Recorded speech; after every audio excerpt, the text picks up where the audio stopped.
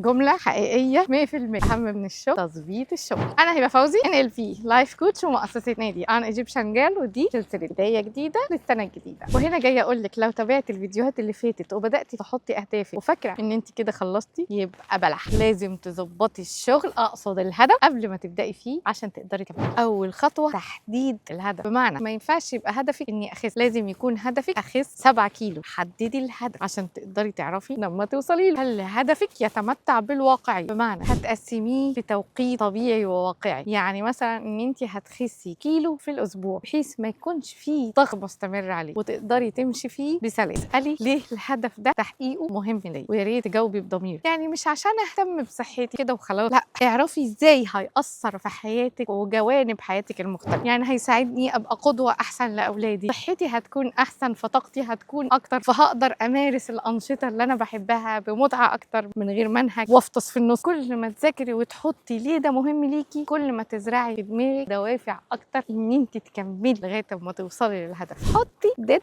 لاين. مش معنى ان احنا قلنا نحطه بواقعيه معناها ان احنا نسيب زمن تحقيق الهدف مفتوح. ابسولوتلي نوت. حددي الوقت اللي هتكوني خلصتي فيه ال10 كيلو. يعني مثلا نخلص ال10 كيلو يوم 20/3 مثلا، ووعدي نفسك ان انت هتبقي قد الثقه دي اللي انت اديتيها لنفسك وهتحققيه. القوه دايما بتكمن في وضوح الهدف وواقعيته عشان تقدري تستمري فيه من غير ما تضغطي على نفسك. ده اللي بنعمله بالظبط ورشه الفيجن بورد بعد ما بتحدد اهدافها. وده لان لوحه الاحلام او الفيجن بورد مش مجرد تلزيق صور. فلو عايزه تحطي اهدافك صح وتحوليها لخطه سهله وممتعه تمشي عليها وتقدري تحققيها، يبقى لازم تحجزي مكانك معانا في ورشه لوحه الاحلام او الفيجن بورد. الحقي خاص الحجز المبكر. اكتبي لي سنه جديده وانا ابعت لك التفاصيل.